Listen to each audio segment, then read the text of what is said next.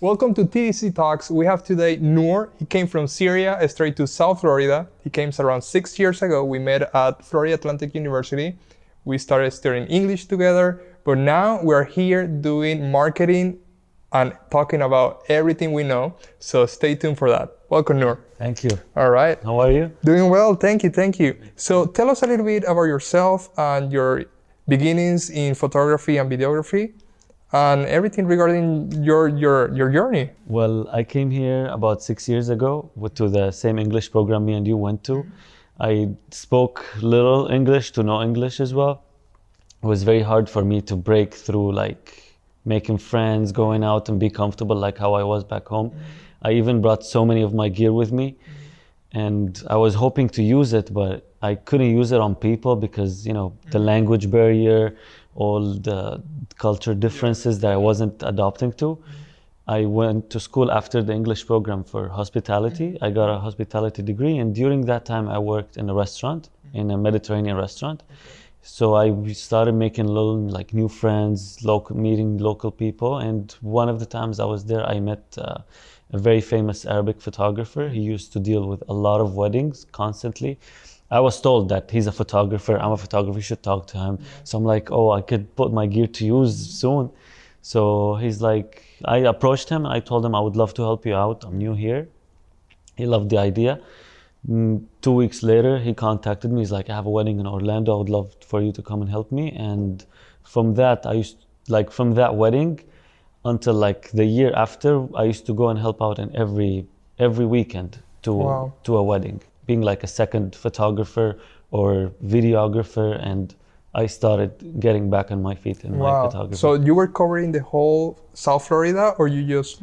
So he was the one like getting the contacts and making like the deals, and he used to contact me to come and help. So sometimes I help him as a videographer, sometimes I help him as a second photographer, and he used to cover Orlando and Tampa all the way to Key West. So a lot of driving for you. Yeah. With the gear. A lot of driving. You know, the weddings and all the, you know, parties that when you work around those topics, it's a lot of hours. When you see it's like 3 a.m., 4 a.m., did you stay at hotels or you drove back? When it's outside of like Boca Raton or Miami area, we stay in the hotel. Part of the package is like for the photographers to stay there, whether if it's like 2 nights or leave the night after, to make it comfortable. They're accommodating. Okay. It's a huge night for everybody, so it's well prepared. It's well prepared. Good to hear about that. So when you back home, you were doing weddings also, or you started here in the States? Weddings, I started here, and at the beginning I was very nervous, but once you're in there, you're like part of the crowd, you know. You're gonna have fun. You're in your own ways when taking the picture, capturing multiple different actions everywhere. Like imagine there's over 200 people around you just dancing, and you kind of like, you're like, oh wow, I'm here too. So I'm just gonna take my camera and start taking pictures of everybody. Whether if they don't have to pose, then that's the beauty about it. Everything is coming out natural, which is great. A shot that we all like thrive to get, like a natural shot. Exactly.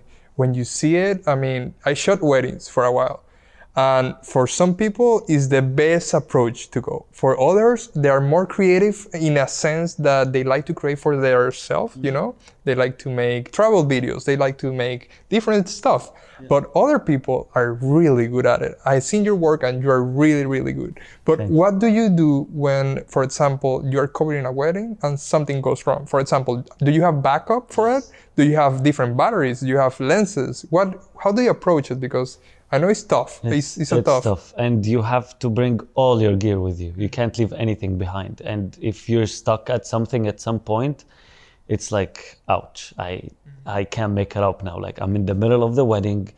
I can't, like, you can't run out of like batteries or chargers or these type of things. Even if it's last minute and you just remembered something, you have to bring it or make it somehow. So it's a lot to prepare for because it's a huge night for the couple, for their family, for their friends, for where you are, especially if you're going to a place that, like a venue that you've never been in before.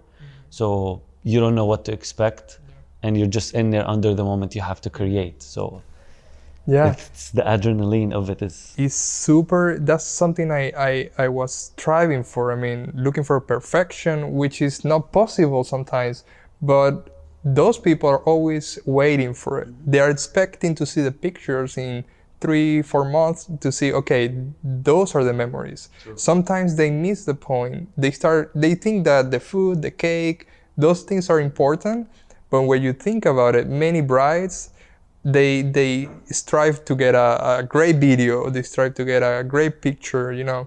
So do you take part in the process and sitting down with the bride and telling her like, listen, this is what I do, what are you looking for, what's your style, you know, because right. everything changes for True. them, you know. True. So how do you approach all those moments? Well, like looking back at like our families at their weddings and their like like a picture for like a book full of pictures, and you look how the style keeps changing, and there's a different style in each single wedding, from differences of culture, of backgrounds, of the place. So prior to like the wedding, a month in advance, even though some of these people that I book, I never met them before. We just contact through phone or email or referrals. So I don't really know them by heart. I don't know them since 10 years ago. I just happened to meet them. So what really helps most of the times, and I send them wedding pictures that I took before, or even through Pinterest. Sometimes I use Pinterest to refer to styles and poses, because when you're the main photographer of the event, the most important people of the night have to be very comfortable in front of you, so you can get the best pictures out of it. So you have to read through them, see what they're okay with, what they're not okay with. So some weddings can be like a little awkward at the beginning, because you're trying to break the barrier of like, you have to be very comfortable with me. I'm gonna be in front of your face the entire night. So I try to like look at their style of pictures, if I can get a hold of like their online account, so I can just see who am I dealing with, get an idea of it. That's a great tip, because that's the moment when you have to actually make it happen during that night. And I know there is a lot of prepping to do before. I used to, for example, ask the bride or anyone involved in the wedding, so who are the key people that I need in the pictures? Who are those people that you have to see when you see it in a few months later on? So what else do you ask? What's that key component that you prep before you arrive into the venue? Before arriving to the venue? Gear. Gear. You have to pack everything that you have, like even the lenses that you don't use, you might use at that night. Anything is bound to happen, like a lens that didn't function properly, something fell, like God forbid, you don't know. So gear, first of all, making sure like the rest of the team is also like on board with the gear, with the timing and everything. And also making sure that the bride and the groom are extremely comfortable with me, because they have a lot on their mind. They have their family, they have the food, the venue, the timer, the limo. They have a lot of things to worry about. So what makes me, I think, for my style, the top important thing to look forward to is to make them feel comfortable, make them feel okay. Don't worry, it's gonna be okay. It's gonna be a great night. And giving the fact that I studied hospitality and I worked in the hospitality industry, I can make people like comfortable or happy about a meal or happy about visiting a new restaurant that they're hesitant to go and try for a date night, for a family birthday. So I make them feel okay and comfortable in the most possible ways. Hey, don't worry, like these little few words could make a really big difference. That's right. Yeah. So when you see it, so gear is the main driver into a perfect night. So for example, if someone is starting to think, okay, I'm 19, I'm 18, I want to make some extra cash, I want to start getting my feet wet into the wedding industry, what do I need? What do I need to buy to make that possible and to have a great product? Because you're dealing with a wedding that is actually a big deal for people. True. So you cannot be some kind of amateur. I know some people like to be being a second photographer before they start doing the first gig. That's a good way to learn. But what do you need to buy before that moment? I would say a camera, obviously, whichever camera you're comfortable with. Maybe you can borrow your friend's camera, your cousin's old camera, Nikon, Canon, Sony, whatever it is, and practice with it. And to begin with, you can look up or search or let your friends know that you're doing this for free to begin with, to gain some of like experiences, or like before you start advertising for yourself, or before you become like getting booked every other weekend, which is like the ultimate goal. So like a medium format camera would do the job just fine. Flash is very important, not very like fancy, but something that will make you deliver like nice image, a nice product. Something like common sense, that you're gonna show this next week to a friend and tell them, hey, I shot this wedding, I took this picture. What is the camera that I'm gonna bring? What is the flash? What is the lens? It all comes in one picture. So little research, a little word around that, hey, I'm thinking about doing wedding photography. As you mentioned, being a second photographer is great, is a key to start. It helps a lot. The pay wouldn't be like as you expect, but at least you're getting experience. You're accompanying someone who has the entire responsibility, but also you have to be there and help out. So the pressure is not on you so much. So all of this process, and night after night, every shutter click, every 10 seconds video you take will count towards becoming like more and more into it. Yeah, that's great. And regarding the software that you use, if I'm a photographer, what's the most recommended software? Can you do it without it? Can you use your phone, or can you go more advanced into it? I mean, nowadays Lightroom and Photoshop are very easy to deal with than before. I would definitely recommend Lightroom and Photoshop to sort out your videos, separate them, organize them, and there's so many tutorials and tips from within Lightroom and Photoshop. And let's not talk about like how many YouTube tutorials there are. So it's very convenient and very easy to deal with, and it's one of the first and the most important investments we'll have. All right. And what's your key, your point here, that the presets, what's your take in that? Yes. Do you like presets? Are you more of a guy that likes to make everything from scratch? Do you use the preset as something as a support, or what's your key? So presets weren't introduced to the photography world until like recently, I could say a year or 2 years ago. Before that, everybody did auto, little corrections, or just from scratch, depending on your style and what you want to do, or how many footage you have, or what so on. I used some presets, but the fact that if I want to rely on a preset, to me, it won't be 100% perfect. I'm always going to go back and fix something and correct something and spice something up here or there, fix up the colors. It's not the most ideal one. To some people, it works perfect. But at the end of the day, if somebody's going to follow presets the entire time, so what's the point of creating your own image and creating your own name? You could rely on presets for fun, for like small projects that you're just doing for like to add up to your portfolio, or not even like just share here and there. But I would recommend to just figure out a style that you like to shoot and tweak the colors around it, and eventually maybe you'll make your own presets and follow them, you know? Yeah, you see, preset, that became a trend now. Very, like all the very. big photographers, they sell their preset for videos and photos. True. So you see that it's a key component. If you want to have a career in photography, you have your set of preset, that's my style. Yeah. But what I see is that a lot of people learn from them. True. So you buy $15 preset pack, but I go into it and I see, oh, he did this, he did that. That's the trick. This True. is how I get the hue. That's the saturation part. True. So it's super interesting. It is. But now that I see that you do a lot of photos, what's the video part about? So you actually go into the weddings and also help with the video part, or only photos? Video and photos. So I had David recording the entire video, and Thomas this wedding on Sunday. They did a great job. It was actually my first wedding that I shoot with 2 videographers with me. And I was nervous at the beginning, but at the end I'm like, we're all here, we're all gonna have a great night, and this is off to a good start, you know? So as you go in more and more into it, it feels like you feel more confident as you keep approaching it and see everybody's like having a great night. So I'm gonna have a great night and make the best out of it.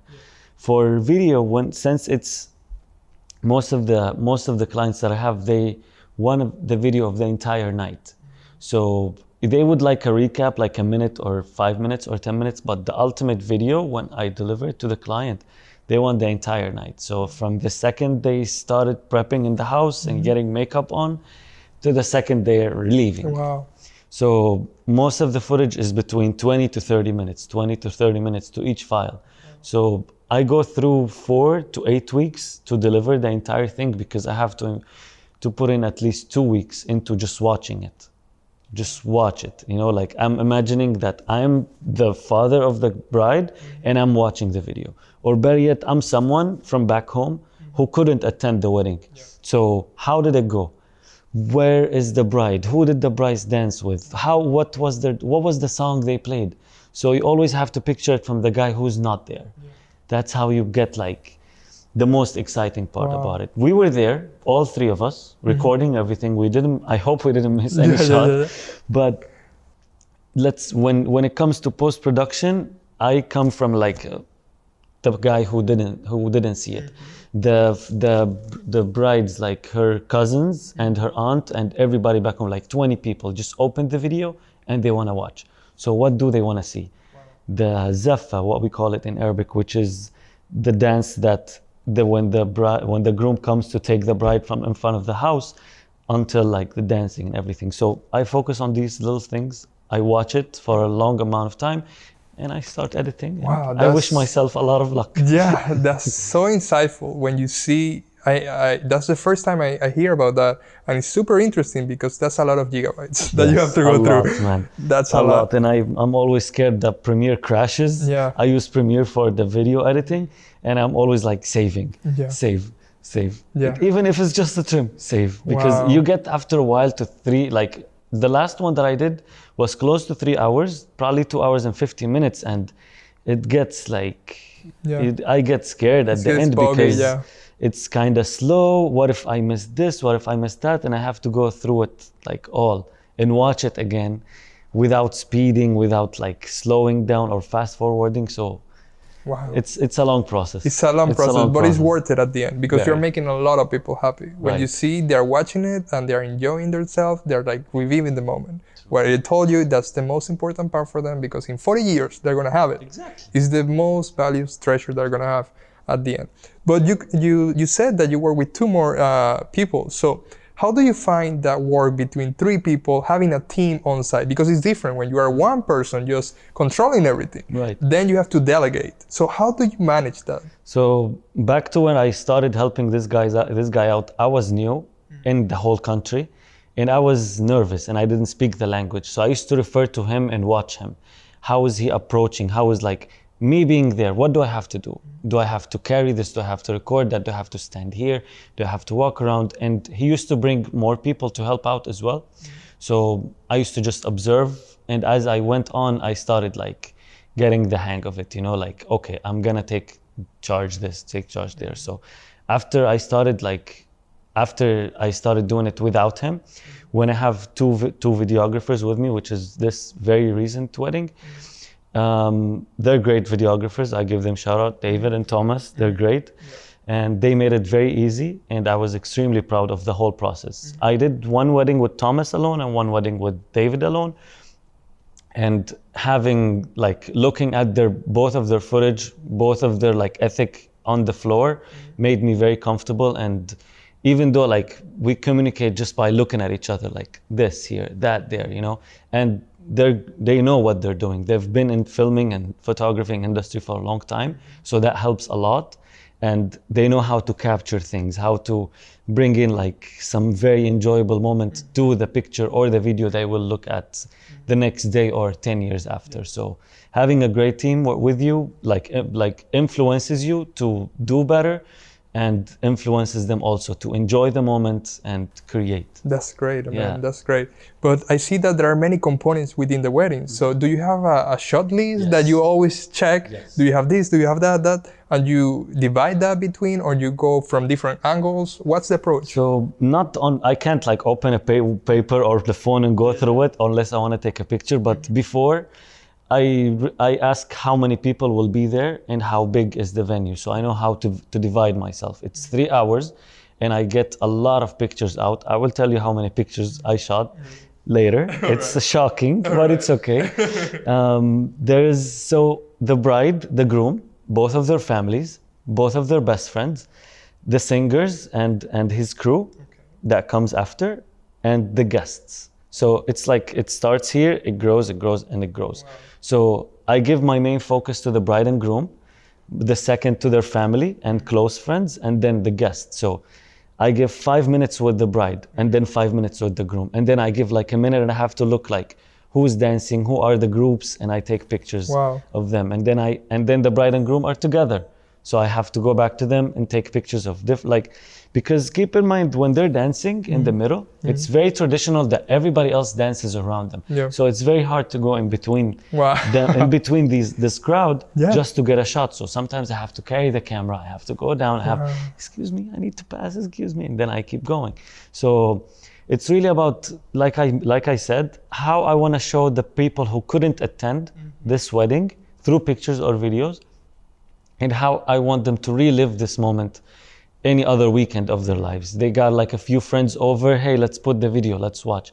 It could be close to 3 hours, they could watch it all, but I want them to every second to look at it like they're having conversation, eating, drinking. They're looking at the TV, oh, that was a nice shot, oh, I danced with that. So all of these components help a lot in delivering the 100%. Final image of it. 100%. That's the beauty of it. That's the beauty. So after post-production, you edit, and then it's time to send it to the client. I know there are different approaches. Yeah. Some people like printing, some people like only digital. What's normal for you? What's normal? Do you do both? Do you offer different packages? Well, the one thing that works out most of the time, which is a USB or flash memory card, and I could either deliver it to them like to their door, or ship it with FedEx or whichever is easier. But I like to go and deliver it like to the door because like most of them make me feel like I'm part of them, part of their family. Like they keep sending me like, thank you, you did a great job. So all these things leave me with like, oh, I'm going to see you one more time. And some kapsa for you. Some kapsa, some kebabs, I'm gonna hand you your video and I'm gonna like keep a good relationship with them. Great. Because that's how you get more people to you, genuinely being kind and being on like meeting deadlines or even before deadlines, and you gain new friends and you gain new like connections. Yeah, that's how the business grows when you see. So what's that magic number of pictures you took? You ready? I'm ready for it. So the wedding was on Sunday, the henna party was on Friday. So both combined were 2,800 pictures. 2,800 pictures. Yeah. That's a lot of editing. That's a lot of pictures. Wow, that's a lot. The wedding alone was 1,500, and the henna party, which is not even the wedding, which is just like they're drawing henna on their hands, throwing flowers, and it's part of the tradition. 1,300 pictures. Wow, that's a lot. Very. Plus the videos and the whole, process. Yes. Yeah. All right. That's a good thing to know. Yeah. The thing is, when you're in there, you can't count. You can't just like say, oh, I took a lot, this is gonna be enough. Well, the wedding is still on for at least another hour or maybe 3 more hours. So you have to be in every angle and every moment. Of course, you can't do like this, when you're like shooting portrait or food, you take like multiple pictures in the same one. Well, in this one, I kind of don't like to, because so many angles, so many different faces, so many different dances. And if I keep taking 5, 6 different shots of the same angle, I'm wasting time. Yeah. I don't care if I have 10 pictures of the angle, I would love it, but I'm wasting time here. I could jump there, I can come from this angle, or somebody moved here so I can walk there so I can get a different picture. So I follow that technique and it helps a lot because every second counts. Like maybe the mother comes and like hugs her from the back or like dances with the bride, and like you can't miss these things. Yeah. And when you see, I mean, at the end of the night, you must be exhausted. You must Yeah. be almost like, I need a break. I'm not doing a wedding anymore for a I'm year. out of here. Don't call me at all. No, what? No, I'm joking. Call me. Call me back. I need it.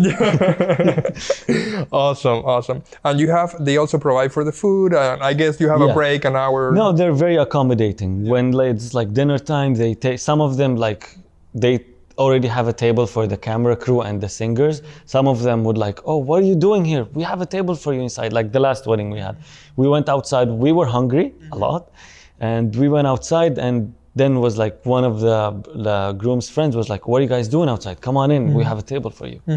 And Wow. that's how it is. Well, that's great. But now I'm shifting gears here because that's the weekends. But I know from a fact that you actually manage also social media accounts. You have experience regarding that, the restaurant business, hospitality, all of that. I want to know everything. So just tell me a little bit about that and all the work that you do during the week. Okay, so I also manage right now 3 social media accounts between Instagram and Facebook, as well as Google My Business, TripAdvisor, and Yelp. The first time I started it with one of my close friends, he owned a restaurant in Fort Lauderdale, and I go there a lot. And we're all on Instagram all day, scrolling down. I speak of myself at least an hour to 2 hours on Instagram. Back then, and even more now. So I look at Instagram like, man, you have a beautiful restaurant, great food, amazing looking cocktails. I mean, amazing interior, exterior. Why do you post picture from Google about your food? He's like, do you think I have time to stop and take a picture? I'm like, okay, what do you mean? Like, do you know that I'm a photographer, right? He's like, yeah, but you're busy. Did you come here to have fun? I'm like, no, I come here and I take pictures of the food and I tag your account. He's like, you know what? I have a brilliant idea. Why don't I give you the login and you leave me from this headache? I'm like, headache? It's great to post pictures and interact.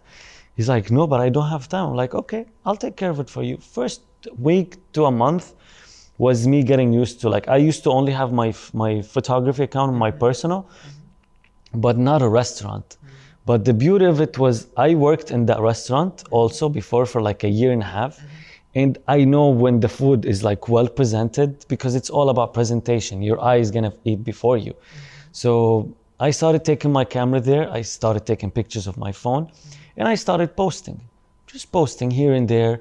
Hey, come have dinner with us. Look at this beautiful, crafting all these captions. And one day after the other, I started noticing like a lot more likes and a lot more, not extreme, but people started getting more active. And I'm like, oh, I can post the location. I can look at this hashtag. I can look at ideas. Instagram is like an ocean full of ideas. There's ideas everywhere. So I started getting more into it, and I started basically after a while posting on all of his social media platforms. He loved the idea. He's like, it's a great job. I wish I've given it to you when I first opened, which is a key component we'll get back to later. And he was very happy about it for a year. So after that year, I'm like, okay, so I go to a lot of restaurants around here, and I like to eat outside and enjoy like a nice meal in a nice restaurant, no matter what it is, even if it's a hole in the wall or a very nice dine-in restaurant. So I approached a few like owners of these restaurants that I go to, and I gave them the idea. Some of them said no for budget, for security reasons, if they would trust this person who just came up with the idea, but pure intentions, obviously. And I understand that it's your own restaurant, it's your own investment, so you have to be careful with these things. So 2 years later, I have 3 accounts now. One is the Mediterranean food, one is Italian food, and one is Japanese food. 3 different types of cuisines, and it makes it 10 times more interesting, 10 times more engagements, different engagements here and there, different focusing here and there. It's a lot of work, but it's worth it. And it's nice that's what I tell these restaurants owners, that I became really good friends with them, and they keep referring me to other clients, that you have that crowd that walks in the door, looks at the menu, orders, enjoys a great meal, leaves you a 5-star review on TripAdvisor or Yelp or Google My Business. But when it comes to Instagram and Facebook, that's a whole new crowd. That's a complete different crowd that you didn't look at before. The customer who's gonna walk through the door coming from Instagram is different from the one who's gonna come through Yelp. I could not be an expert of Yelp. It's you have to spend a lot of time following up on it. But for Instagram, beautiful picture, which we all know like how to take or like how to capture it and deliver it the right way. Nice caption, very short, very simple, to the point, because you're not gonna look at a picture, like it, read, and look at the hashtags. It's people are scrolling in seconds. You have to catch it. You have to catch that engagement, that send to another friend, that comment, the like. You have to capture all these three at the same time. So during that period, I see super interesting because 3 different cuisines, 3 different crowds. I bet it's different also the price ranges from each restaurant. So what have you learned from each one? Maybe you say names, maybe not, but what have you learned from them in this period of time that you've been working with them? Well, it depends. One of them has a beautiful interior. Everybody who comes in takes picture of the interior right away and tags the account. I introduced 6 months ago. I introduced to the owner that you need to have stickers on the checkbox that says follow us on Instagram. Very simple, very unique, and it worked because every time somebody walks in who didn't know about Instagram or didn't follow the account on Instagram would tag the account and shares their experience, and it helped so much, bringing up a lot of engagements, a lot of neat organic following. So I learned that when these people walk in the door, they didn't know the restaurant has Instagram, because to their thinking is 50% of the restaurant they go to don't pay attention to social media, which is understandable because it's a lot of time to maintain. So that I learned that I have to interact with the people through like making them take pictures of the interior, and okay, I'm gonna post it on Facebook. So what's the first thing that will come to their mind is the account, and the account's name is right there in front of them. They can't miss it. It's now I think the owner's thinking of putting a barcode on the tables or the name of the restaurant so people can tag it and look at it right away. And obviously they have belly dancers every weekend, and they have a brilliant lunch menu. So when I want to show off a restaurant on social media, I look at what do they have to offer the best. Of course, all restaurants have great food, drink menu, patio seating and whatnot. But what is the most special things that people come to the restaurant to? So I focus on that, and I post for it excessively, like 3 times a week, 4 times a week. I talk about a belly dancer. So the following will observe that this restaurant always have belly dancing. Even though they're not gonna like the picture and come the next day, on their mind, if they wanna see a belly dancer, they know where to go. Yeah. If somebody during their lunch break or during a family gathering, talking about a beautiful belly dancer show they saw, oh, hey, Levi had a belly dancer show, check it out. Yeah. That to the owner, and that's what I like to deliver to the owner, is that a few tables here and there that come in through social media will pay off what he's spending on social media. So that's the ultimate goal of it. Yeah, that's the goal. Yeah. And when you see it, I mean, you go into the restaurant and you tell the waiter, like, this is what I want, showing the Instagram picture instead of the menu. Exactly. That's a key component when you're like, oh, now it works, I see. Exactly. And they're realizing that. And many restaurants know about that. Something that I want to ask you is, have you tried different incentives for them when they take a picture? You maybe get a free entry, or maybe you get a drink or that. Yeah. Can you give me some advice regarding that? The other restaurants where I use this tool a lot is to give back to the customers, which everybody loves. So they have great happy hour, and there's sometimes of the day they are not busy, particularly, and it differs from day to another, but I created that if you come between 6 o'clock to 9 o'clock on weekdays, because it's busier usually late night. If you come at this time and you just tag the restaurant or on a story or on a post or on Facebook post, a check-in, just normal that people do on daily basis, you get a free appetizer, you get a free salad, you get a free drink. So every time it's different, so you can keep the people hooked on it, and it worked so many times. And the owner tells me, I like the idea, it's bringing people through the door, and that's where I'm happy. That's when I come back home and I check mark. I did something very beneficial, and it's working out. The business is working smoothly. Awesome. Yeah? So people are getting to the door. So have you implemented any key component for collecting emails, or are they coming back? How are you contacting after that? So I keep track of like a list of whoever posts on or tags the account or checks in. So in like a timely manner, a week or two after, I send them a nice message. Hey, I hope you enjoyed your visit at La Vie or Campai or Vino, whichever restaurant. We're looking forward to have you next time, and would love to offer you a free salad on the house. People love that, man. Even if they would spend a certain amount of money, even if it's big or small, they would love a free thing. That's the thing that makes use of social media online. You're not representing a product or a brand or a person. You're presenting like a business, an establishment of people who work there for a living.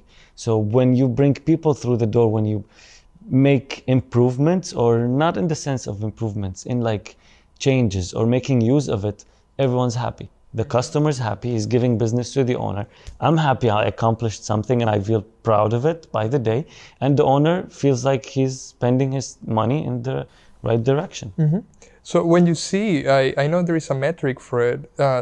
If you get the customer through the door 3 times, you got the customer forever. True. So the first time is at around 30%, second time is 33%, and then 80% the third time, that's when you got it. So you can give away maybe a starter, and then you give a dessert, and then a drink, and you got the customer back. So that costs you maybe at the end $25 to $20 if you really push it.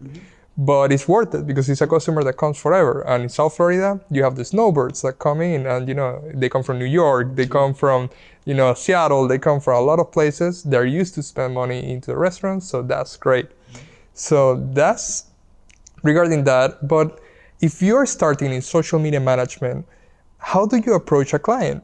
I know that you started just as a friend with someone, but what would you recommend for someone that wants to start into this industry? Well, you definitely need some backup about what you're getting into. Reading the social media accounts of where you're going. Say you're going to ABC restaurant. What does ABC restaurants have to offer? Does ABC restaurant need somebody like me to give them my service? Am I capable of bringing people through the door, of making a change in this account? How often or how active is this account? Do they post regularly? If they post regularly, that means they kind of have the time. So my approach would be to them is, I'm just gonna give you instructions. I'm gonna help you out improving, because there's always room for improvement. No matter what it is, there's always things that could be better, changed, tweaked up a little bit. If a restaurant that obviously doesn't post, like the last time they post was 3 months ago, that's a restaurant that you could, or any establishment, could be a boutique shop, could be a brand, could be anything else. But if they're not active, and the reason why they're not active, it's either they're running out of business, or they don't care about Instagram or Facebook, or they're making sales, they're making business, but they just don't have the time to the Instagram and Facebook.